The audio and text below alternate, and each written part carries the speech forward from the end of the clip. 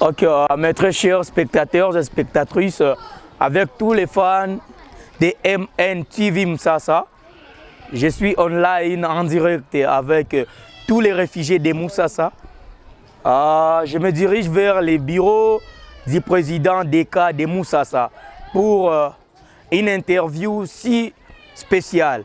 Donc soyez en ligne, soyez direct sur téléphone avec vos télés dedans. Vous allez suivre l'interview, des questions pour réfugiés.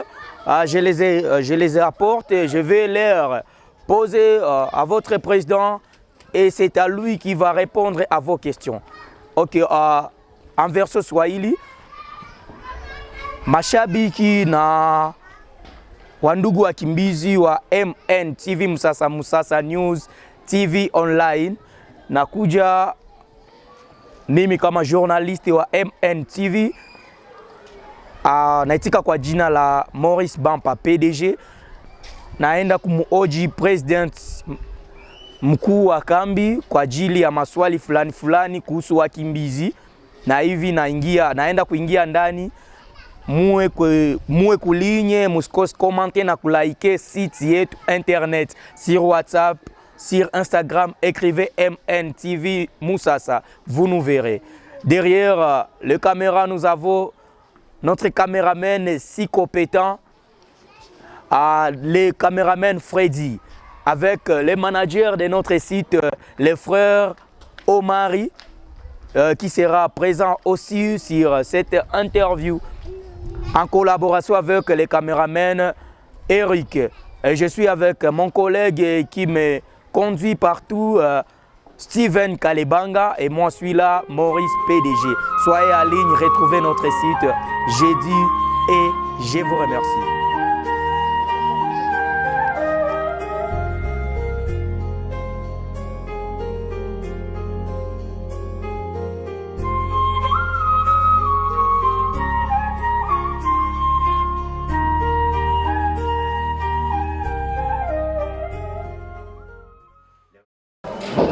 Oui. Karibu. Ok. Bonsoir, chef. Bonsoir. Approchez. Merci. Bonsoir. Bonsoir. Prenez place. Merci.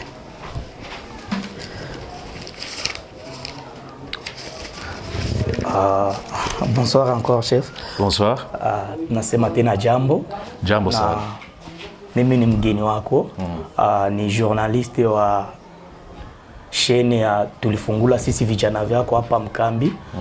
Wanatuita MNTV Moussassa. Moussassa qui signifie MNTV. Voilà. Moussassa News TV. Moussassa News TV online en sigle.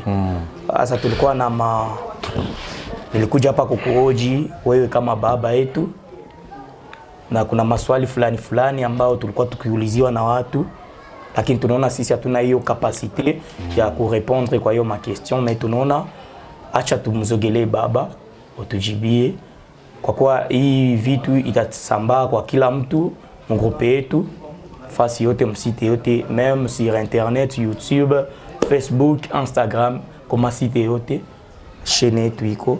Haya, asante, karibu sana. Ok, merci. Kwa kwanza tutaanza na presentation. Mimi niko hapa kijana wako, naitika kwa jina ya Maurice Bampa, naishi quartier 30, cellule D, maison D. Njo iye natosha, sijui. Okay, asante. Quartier mpya. Haya, nami naitwa kwa jina la Mugemanyika Batiza. Nadhani mnanijua sana. Mimi ni kiongozi wa kambi tangu 2020. Ndo nilifika kwenye uongozi wa kambi. Manda ya kwanza ilianza 2020 kufikisha 2022. Unajua kwamba hapa mkambi tunafanya ma-election. Election inakuaga pour 2 ans renouvelable une fois. Hivi niko manda yangu ya mwisho, yani muhula wa mwisho ambayo ulianza 2022 utamalizika 2024 mwezi ya kenda. Donc tunabakia na miezi mingapi? Sijue kama nianzie wapi. 2020, nous étions nombre de 7. Donc le comité directeur est composé par... le premier mandat était composé par 8 personnes. 8 personnes, bien sûr. Aujourd'hui, c'est 7. Deuxième mandat parce que, je dirais, notre constitution a été amendée. Avant, c'était 8 personnes. Aujourd'hui, c'est 7. 7. Et puis, à l'époque, mon adjoint, c'était Kanyuri Consolate. Et puis, secrétaire, c'était Zaman Raphaël, actuellement installé aux États-Unis. Et puis, vice-secrétaire, c'était Mwangaza Zabibou. Elle est actuellement aussi aux États-Unis d'Amérique. Et puis, il y avait sous-secrétaire, d'autres conseillers. C'était des conseillers. Il y avait Mobaki Patrick, il y avait Raja Boussilimo, il y avait aussi Muzungu André. Et puis, aujourd'hui, nous sommes au nombre de 6. Nous étions élus au nombre de 7. Mon adjoint est actuellement à Pennsylvanie, aux États-Unis d'Amérique. C'était Kalambo Rushanika, vous le connaissez tous. Ah oui. Et puis, comme il est parti, il y avait Kahindo Constance qui était le secrétaire, la secrétaire du comité. Aujourd'hui, elle est devenue automatiquement adjointe. Et Yann Orbe, qui est secrétaire actuellement, Maoua, secrétaire adjointe, et Kanyuri Consolate, Marté comme conseiller. Donc nous sommes incomplets. Oui. Notre collègue est parti. Et puis notre cas est composé par beaucoup de comités sectoriels. Il y a les comités chargés de jeunesse, sport et loisirs, le comité qui est chargé d'encadrer les jeux. Il y a aussi le comité PBS, c'est un comité chargé des personnes vivant avec handicap, les vieillards, et les personnes malades chroniques, etc. C'est un comité, donc chaque comité est composé par 14 personnes. Il y a le comité femmes qui est chargé des affaires féminines. Donc voilà. J'ai considéré ces comités comme des ministères. Il y a aussi comité confession religieuse, comité confession religieuse. Il y a des comités spéciaux, comité confession religieuse et comité sage. Il y a aussi d'autres comités SGBV, comités chargés de combattre les violences faites aux femmes, voilà. Etc. Il y a aussi les comités environnement, chargés de l'environnement, propreté, hygiène et assainissement, etc. Donc il y a beaucoup de comités. À part ça, notre cas est constitué actuellement, depuis quelques temps, par 30 quartiers. Avant, c'était 27. Après, il y a eu des réfugiés qui sont venus en 2018 et qui ont constitué d'autres quartiers. Il y a aussi des réfugiés qui sont venus en 2021, venus de Gatumba, et ceux qui sont venus de Samado Chichemeli. Oui. Aujourd'hui, notre cas est constitué par 30 quartiers. Chaque quartier est composé par 4 cellules. 4 cellules. Donc, 4 cellules. Chaque cellule est composée par 12 maisons. Et puis, chaque cellule est dirigée par un chef de cellule. Et puis, ici, le comité directeur joue l'intermédiaire entre réfugiés et partenaires. Donc, c'est le comité directeur qui est chargé de jouer l'intermédiaire entre réfugiés et partenaires. Chaque préoccupation de tous les réfugiés, de tous les quartiers, de tous les comités sectoriels, le comité directeur va relayer l'information aux partenaires en charge de cette doléance. Prenons par exemple, si au niveau du cas nous avons un problème de l'eau, un problème de l'hygiène, les partenaires chargés de l'eau, c'est COPED. Ah oui. Il y a beaucoup de partenaires. Chaque partenaire s'occupe de chaque préoccupation des réfugiés. Nous avons un partenaire chargé de la santé, GVC. Donc c'était GVC, aujourd'hui c'est TPO. Nous avons un partenaire chargé de l'eau, hygiène et assainissement, c'est COPED. Nous avons un partenaire chargé de la protection, des mobilisations communautaires, et puis de SGBV. Aujourd'hui c'est IRC, avant l'année passée c'était Save the Children. Et puis nous avons le partenaire chargé de l'éducation, c'est GVC, non, c'est JRS. Il y a aussi le partenaire chargé de la distribution, c'est Help a Child. les partenaires chargés de l'alimentation, qui est connu par tout le monde, c'est PAM. Et puis, c'est ça, en bref, la vie d'ICA. Merci. Ok, merci, monsieur le président d'ICA de Msasa. Vous avez tout dévoilé. On a fait nous lire à Wakaaji Ote. Kila suggestion mbalimbali yenye inahusu kambi tunasikia kabisa, tunashukuru, ila tungetaka kujua zaidi kuhusu évolution ya camp. Comment évolue la situation de sécurité de votre camp par rapport aux soupçons et aux beaucoup des événements qui se passent. Parfois on attend des soupçons dans quel quartier, tel ce l'île. Il y a eu un bagarre entre mari et femme, entre deux frères, entre voisins, voisinage. Il y a eu des chamaillements, on ne sait pas. Donc, nous autres, on reçoit juste des informations par rapport à ce qui proviennent ailleurs. Et... Merci pour la question. Ok. La sécurité est totalement bonne. Et notre cas est sécurisé. Ah oui.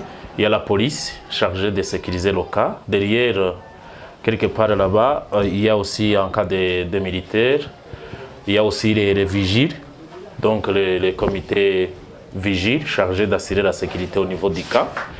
Et sauf quelques cas sporadiques comme des VBG, les gens qui font des bagarres à domicile, les violences faites domestiques, etc. Comme là où il y a toujours des personnes, il y a des problèmes. Abarundi ni bavuga ngo nta mwongo uri sato ibidahizwe. Donc partout il y a des problèmes, de petits problèmes, mais la sécurité au niveau des cas est très garantie, c'est très calme. Ok, parlons des vigiles du camp. On ne sait pas comment vous avez distribué ou destitué des vigiles.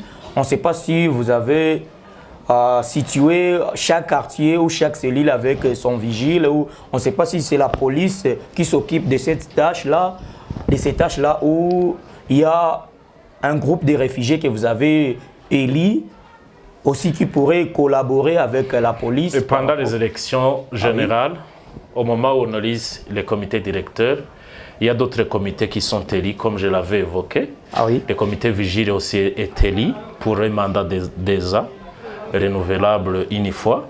Le comité vigile est là, donc on élise les vigiles par bloc. Il y a quelques blocs qui sont répartis dans notre cas.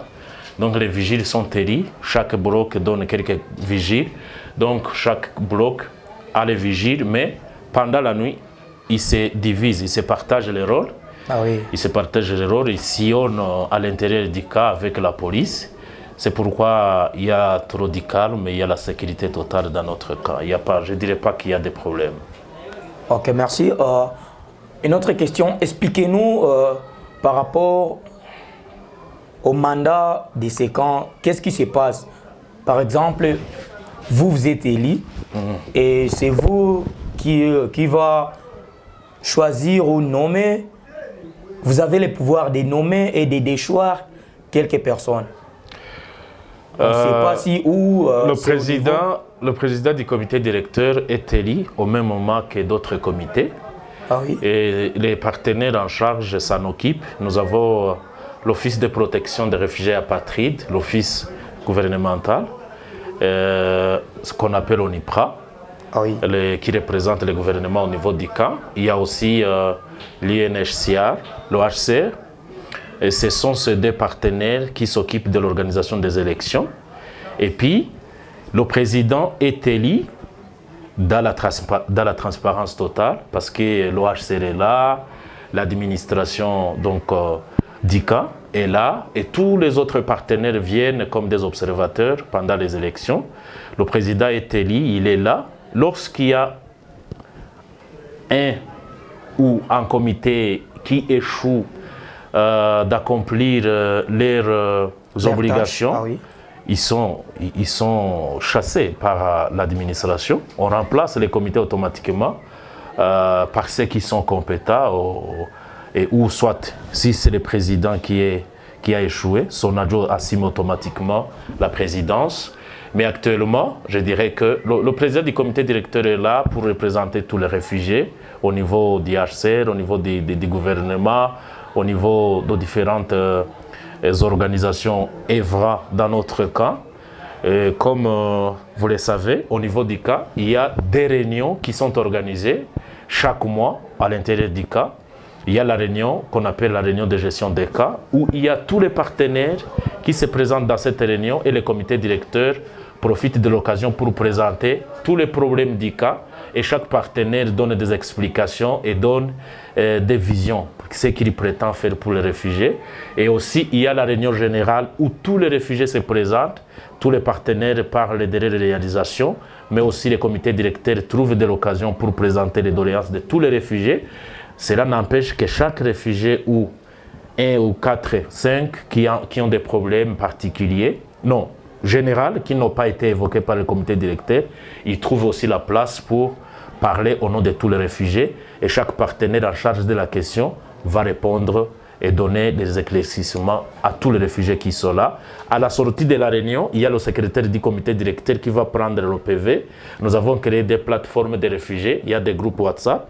Le secrétaire, toutes les questions qui concernent les réfugiés, le secrétaire du cas va les relayer l'information partagée au niveau de la réunion de synergie à tous les réfugiés pour faciliter aux personnes vivant avec handicap, pour faciliter les personnes qui n'ont pas eu la place parce que la salle polyvalente ne peut pas convenir tout le monde. Ah oui, nous sommes 9000.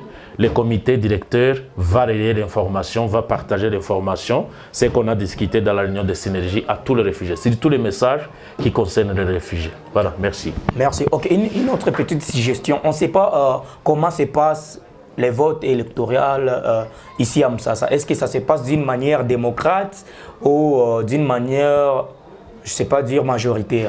On nomme ou on vote une élection qui est claire et visible. Prenons par exemple en 2020, c'est avant, comme je vous le disais, je suis arrivé ici très jeune, j'avais 21 ans. Ah oui.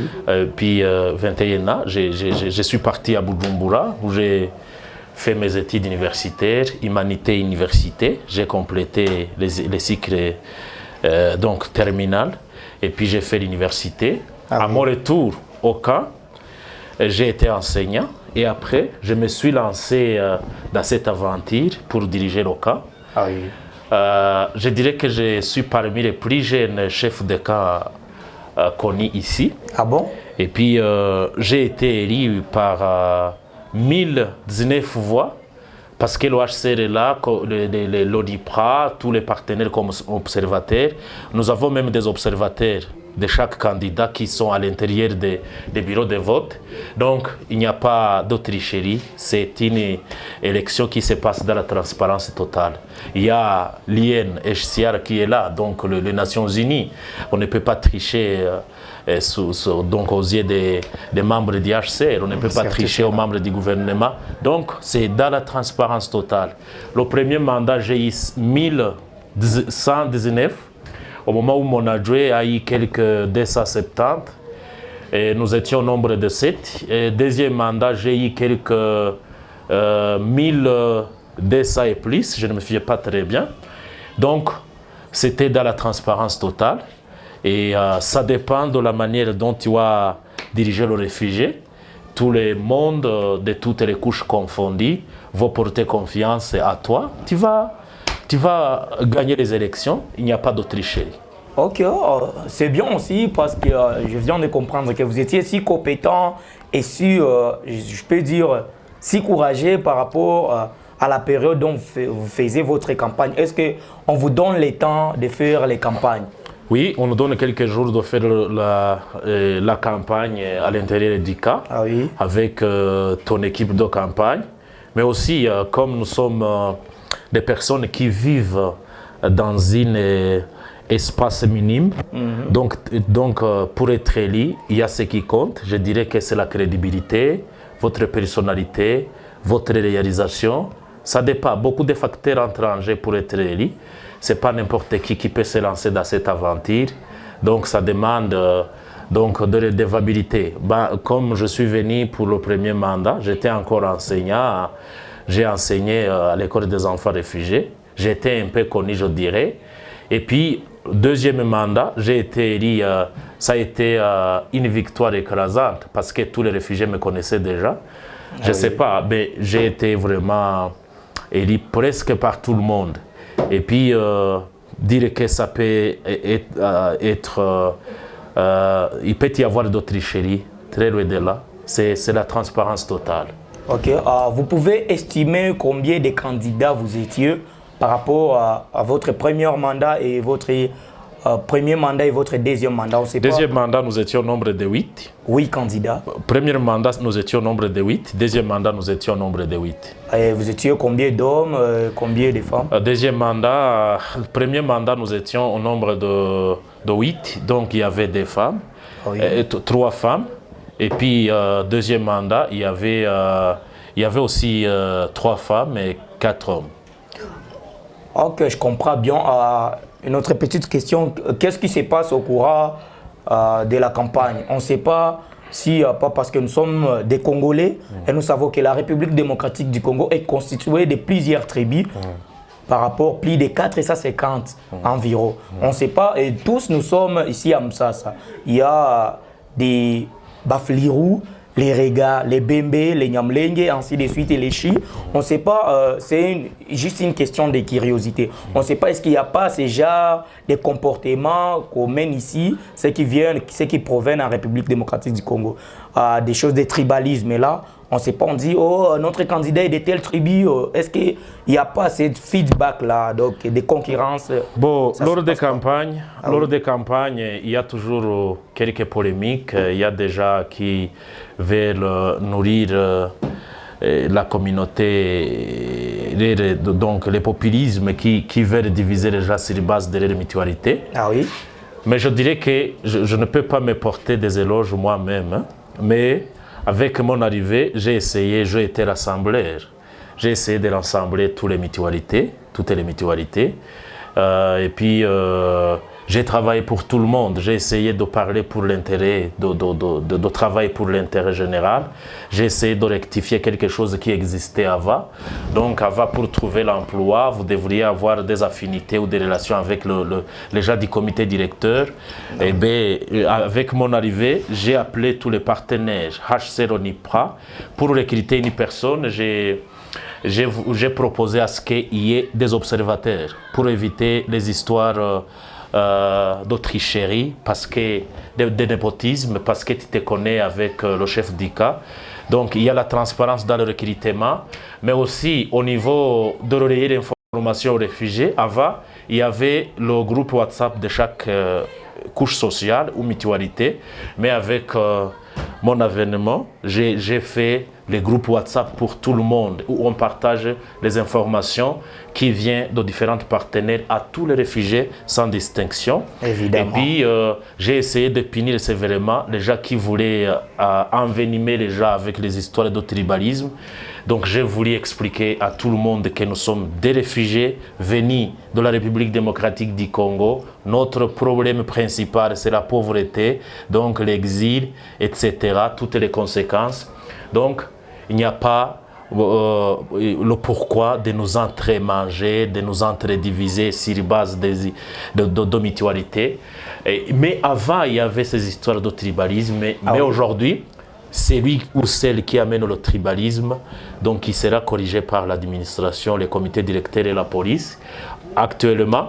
Mais lors de la campagne, il y a ces mutualités, chaque mutualité amène son candidat, mais les réfugiés eux-mêmes, comme nous connaissons, ils connaissent la personnalité, la crédibilité de chaque personne. Ici, à l'intérieur du cas, les réfugiés eux-mêmes vont décider. C'est d'ailleurs, je dirais, le pourquoi de ma victoire écrasante.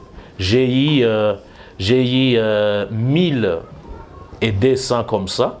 Mon adjoint a eu 700 et quelques lors de la deuxième mandat. Il y a beaucoup de mutualités, presque toutes les mutualités différentes ont porté leur confiance à ma personne parce que j'ai essayé de rassembler les réfugiés et puis travailler pour tout le monde et puis travailler pour l'intérêt du cas. Et d'ailleurs, actuellement, notre cas est réputé comme cas modèle et par la propreté, par les histoires de tribalisme n'existent plus.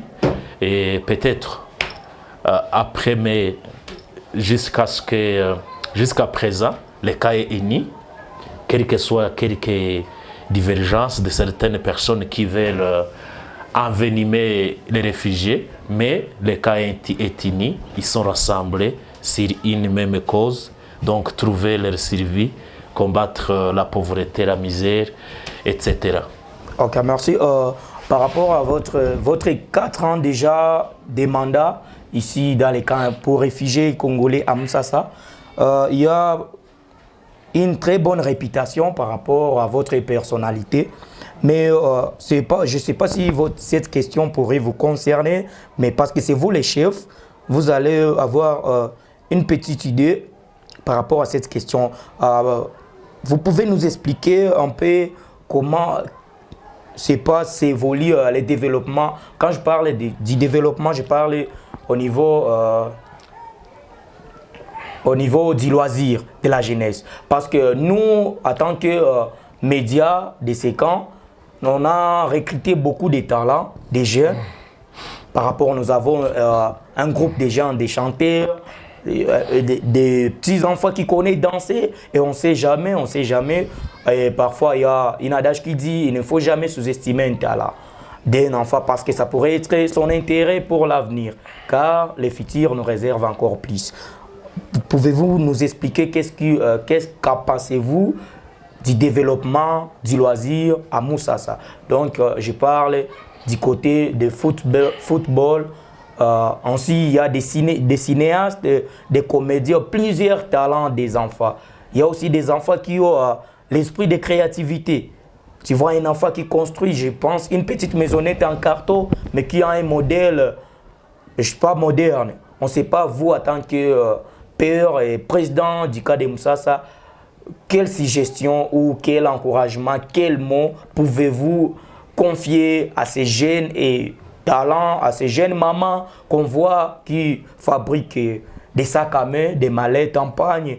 C'est de l'art aussi, on ne sait pas votre suggestion par rapport à ces talents. Merci pour cette question. Oui.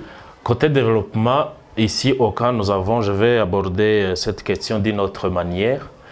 Nous avons l'école primaire, la maternelle, primaire, secondaire. Après ça, il y a les réfugiés qui bénéficient les bourses d'AFI octroyées par le gouvernement allemand. Donc, j'ai toujours dit qu'être réfugié, ce n'est pas à dire que votre vie est arrêtée. Nous avons des jeunes qui nous donnent, qui ont beaucoup de potentialités. Et actuellement, nous avons des jeunes qui ont fini l'université, différentes universités publiques à Bujumbura. Ah oui. Nous avons aussi des jeunes actuellement qui sont à l'université, qui sont ici à l'école. Et bientôt, ils vont donc nous donner, ils vont donc atteindre de grandes choses. Parce que dans la sous-région, il y a de grandes personnalités qui ont été réfugiées, mais aujourd'hui qui assument de grandes responsabilités au niveau de leurs pays respectifs, mais aussi au niveau international. Donc, il y a aussi beaucoup de jeunes à l'intérieur du camp qui regorgent beaucoup de potentialités dans les différents domaines. Côté football, actuellement, nous avons des jeunes qui jouent dans les deuxième division, première division, et il y a aussi des jeunes qui jouent dans les équipes locaux ici à l'intérieur du camp, mais aussi qui regorgent beaucoup de potentialités. D'ailleurs, je m'entretenais avec quelques présidents qui veulent affilier leurs équipes au niveau des championnats provinciaux, mais ça c'est un tuyau, c'est un chemin qui peut exposer, montrer, ouvrir de l'espoir à nos jeunes sportifs.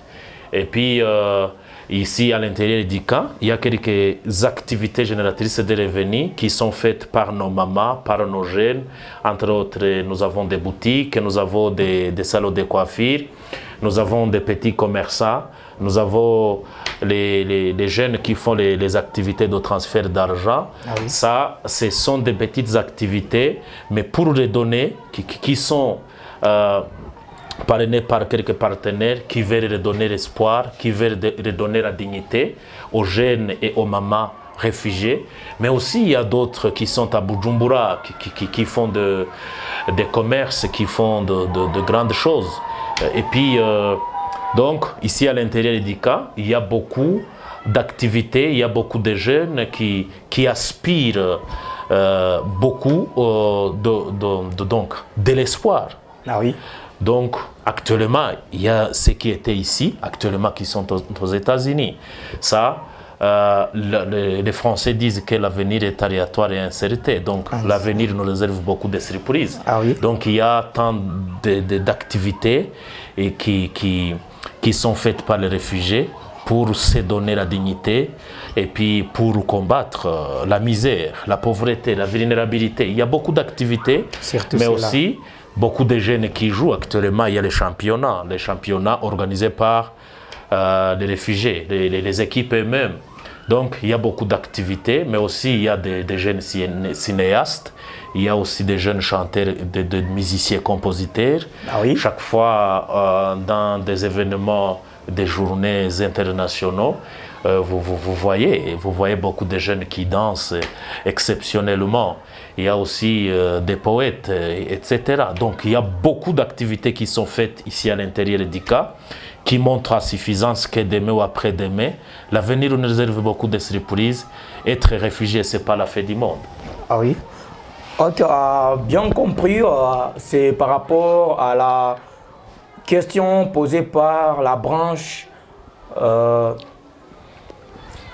de la loisir, bien sûr, ils ont compris, tous les acteurs, vous êtes soutenus par le comité directeur, les chefs du camp, vous êtes vraiment soutenus. Et dans quelques jours, vous aurez vos récompenses et votre soutenance seront toujours là. Ok, Monsieur le Président, parlons un peu de votre gouvernement, vos voyages. Qu'est-ce qui se passe? Parlons un peu en République du Burundi. Je pense qu'il y a plus de 5 cas.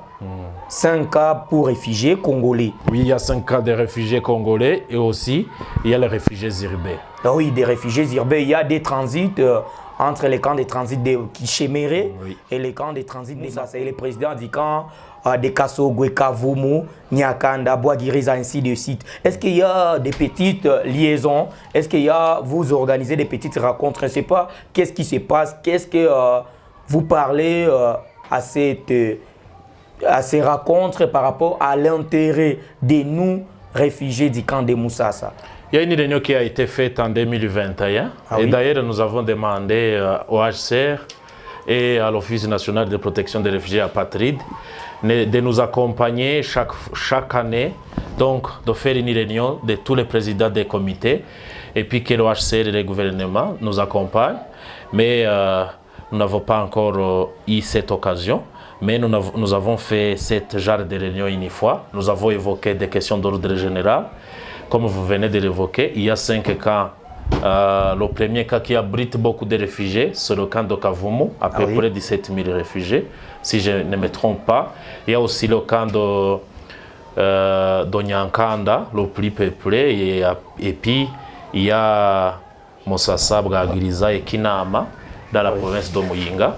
Donc, mais actuellement, nous avons un groupe WhatsApp qu'on communique donc des préoccupations des réfugiés de l'Est et du Nord. Donc on partage des idées, on partage des informations, mais aussi des propositions pour aller plaider pour l'intérêt général. Donc on évoque les problèmes des réfugiés, donc que ce soit côté gouvernement, que ce soit côté HCR, différents partenaires, on leur donne des suggestions pour que les réfugiés puissent continuer à vivre d'une manière normale. Donc, c'est ça. Ok, bien compris, monsieur, son Excellence, monsieur le Président du camp de Moussasa. Dernière question. Après avoir recruté plusieurs nouvelles, plusieurs activités consistent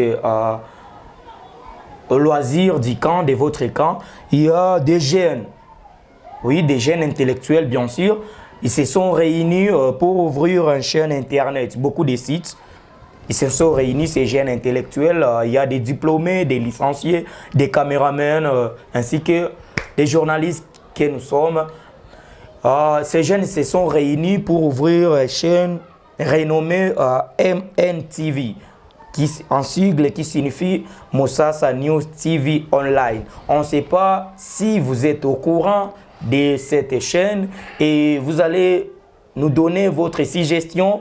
Qu'en pensez-vous de cette nouveau projet présenté par vos jeunes du camp de Musasa? Merci beaucoup pour la question. Ah oui? J'ai vu les journalistes de votre chaîne en train de faire les reportages au terrain de football pour en train de découvrir les matchs de la championnat en cours. Et puis, j'ai fortement apprécié cette idée. Je remercie beaucoup les initiateurs de ces projets. Ça, je dirais que c'est immortaliser les événements de notre camp, mais aussi c'est connecter notre camp au reste du monde. Comme vous le savez, il y a beaucoup de réfugiés qui sont éparpillés partout sur le globe, qui étaient ici dans notre camp. Mais je trouve que ça va permettre à tous les réfugiés, partout où ils sont, ceux qui sont en Australie, aux États-Unis, en Europe, au Canada, etc., ils vont continuer à être connectés avec ceux qui sont restés ici. Comme suggestion, je vous demanderai à ce que, donc il y a tant des événements qui se passent à l'intérieur de notre camp. Okay. Nous avons les deuils, nous avons les croisades évangéliques, nous avons aussi des journaux internationaux célébrés à l'intérieur de notre camp. Il y a beaucoup d'activités. Je vous demanderai à ce que vous puissiez couvrir toutes ces activités pour les immortaliser, mais aussi pour partager les activités quotidiennes, donc ce qui se passe à l'intérieur du camp de Musasa, avec tout le monde, avec tous les réfugiés, avec tous les gens qui ont passé par ces camps. Donc, comme vous le savez, même vous autres, bientôt, vous serez réinstallés ou soit rapatriés au Congo, mais ça va donc rester, ça va toujours rester pour Dibo. Ah oui. C'est immortalisé, mais aussi connecter les réfugiés, tous les réfugiés qui sont réinstallés à ce qui se passe à l'intérieur du camp. Ma suggestion, c'est élargir votre champ d'action, couvrir tout ce qui se passe à l'intérieur, ne pas se limiter au football mais aux autres, mais essayer d'élargir votre zone, votre champ d'action pour pouvoir immortaliser ce qui se passe à l'intérieur de notre camp. Merci beaucoup. Ok, dernière question. Je pense qu'ils ont compris, comité chargé des médias de Musasa MNTV Online. Vous avez compris, les membres du comité, le président du cas de Musasa vous donne son soutien à 100% par rapport à votre projet et à votre développement que vous venez d'adopter à son cas ici à Musasa. Bien sûr, monsieur le président, on ne sait pas ces jeunes courageux, ces jeunes qui se sont engagés pour les meilleurs et pour les pires, mais malgré tout, ils n'ont pas assez de moyens pour continuer avec leur œuvre, leur mouvement pour les médias. Oui, je pense qu'il peut y avoir peu de caméras, peu des microphones, peu des appareils photo, mais ils auront besoin aussi plus d'équipements par rapport aux tenues pour des publicités, des suites des gilets. On ne sait pas, ils auront aide par rapport à des motivations parce qu'ils sont des jeunes et ils gaspillent aussi leurs biens. Bientôt là, ils seront des mariés, mais parce qu'ils sont encore célibataires et parmi eux, il y a des responsables des mariés. On ne sait pas qu'est-ce que vous en direz par rapport à leur motivation ou leur encouragement. Est-ce que les agents de MNTV Musasa auront droit au soutien? À vous, vous les autorités et au comité directeur ainsi qu'aux partenaires d'ICA, des différents partenaires qui viennent même à l'étranger, ailleurs. On ne sait pas, vous, en tant que président, c'est vous qui serez leur bouche, leurs yeux devant les autorités. On ne sait pas quelle méthode que vous allez utiliser pour que ces jeunes puisse avoir quelques soutiens et quelques soutiens par rapport Bon, merci pour à votre leur question. développement. Ok. Comme vous le savez vous-même, Oui. ça dépendra de votre angle, de votre ligne éditoriale, mais l'activité elle-même peut être une activité bénéfique pour ces journalistes et pour tout le monde. Comme vous le savez, peut-être avec votre qualité, service de qualité, vos vidéos, etc., je pense que vous aurez beaucoup de gens qui auront besoin de vous, qui vont vous donner découvrir les événements à l'intérieur du cas. Vous allez faire une tarification et aussi avec nos frères qui sont partis aux États-Unis actuellement, mais aussi avec nos églises qui ont besoin d'immortaliser leurs messes. Donc ça dépendra de votre service. Et puis s'ils trouvent vos vidéos attrayantes, et puis s'ils trouvent votre qualité donc est très attirante, donc vous aurez beaucoup de marchés. Ça, c'est une ligne pour trouver des moyens financiers. Deuxièmement, plus vous aurez beaucoup d'audience, parce que tous les réfugiés, je suis sûr et certain qu'ils vont abonner à votre chaîne. Mais aussi, le troisième moyen, c'est monter un projet. Ah oui. En tant que professionnel de médias, monter un projet et exposer votre projet aux différents partenaires qui sont ici ou soit à l'intérieur du pays, l'Union européenne et d'autres qui veulent promouvoir les jeunes réfugiés. Ça dépendra de votre motivation, mais je l'espère bel et bien que vous allez trouver beaucoup d'appui. Ça dépendra de votre donc de votre force, de votre dévouement à cette noble tâche. Et puis le travail lui-même va vous connecter à tout le monde. Donc si j'aurais besoin d'immortaliser mon événement, si j'ai une fête quelque part, je vais vous inviter, vous donner quelque chose. Donc ça, c'est ça. Ça dépendra de votre relation publique, votre aussi objectif. Donc petit à petit, travaillez pour faire votre publicité, mais après votre démarrage, vous allez chercher comment continuer à travailler. C'est ça, c'est comme conseil. Ok, c'est bien passé, c'est bien compris.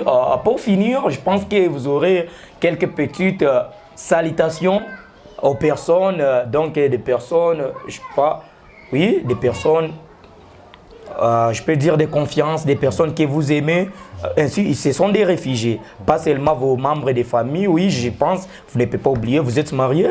Oui. Oui, vous ne pouvez pas oublier votre femme, votre famille, des personnes à saluer. Je ne sais pas si c'est des membres des comités, je ne sais pas si des agents de MNTV, ça.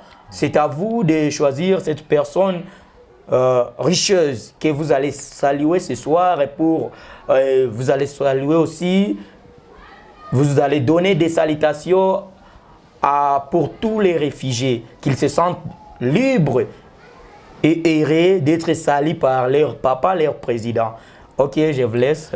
Merci. Mes salutations à tous les réfugiés de Mossassa, à tous les réfugiés du Burundi, mais aussi à tous les réfugiés qui sont partis pour la réinstallation. Kalambo Rushanyika, mon ex-vice-président, je salue actuellement, il se trouve en Pennsylvanie, aux États-Unis. Je salue Révéra Gitigarazar, et qui se trouve actuellement en Australie. Ah oui. Je salue aussi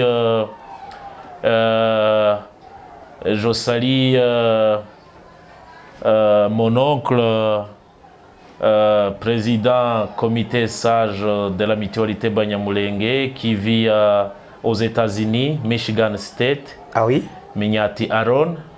Je salue aussi Hassani, l'ex-président de la mutualité Banyamulenge, actuellement à Bujumbura. Je salue aussi l'ex-président du comité sage, Kakou Viroger, actuellement aux États-Unis. La liste est très longue, je ne peux pas finir tout le monde, mais partout où ils sont, ceux qui sont réinstallés aux États-Unis, ceux qui sont en Australie, ceux qui sont en Europe, ceux qui sont au Burundi, dans d'autres camps, tous ceux qui me connaissent. Mais toutes salutations, je vous aime. Merci beaucoup. Ok, ils ont compris. Je pense qu'ils vont répliquer sur des commentaires, sur nos sites internet. Ils vont vous répliquer les réponses et on va vous les rapporter. Je vais moi-même vous suivre, je vais suivre la chaîne. C'est très intéressant. Ok, mes très chers spectateurs et spectatrices de notre chaîne MNTV Moussassa News TV Online Moussassa, nous sommes en direct avec le président du camp pour réfugiés de Moussassa. Abonnez-vous massivement sur notre chaîne. Vous aurez beaucoup de nouvelles, beaucoup des événements, beaucoup de suggestions par rapport à tout ce qui se passe ici, chez vous, à Moussassa. Des réfugiés vivant à Bujumbura, des réfugiés qui vivent actuellement en Amérique, Canada et Australie. On vous salue. Abonnez-vous massivement. Et n'oublie pas de liker et commenter par rapport à cette chaîne MNTV Moussassa. Ok, je vous laisse, mon président. Merci beaucoup. Ok, bonne journée. Merci, bon travail. Ok. On est ensemble. Ok, merci. Comme disaient les Ivoiriens. Ok, merci et bonne soirée.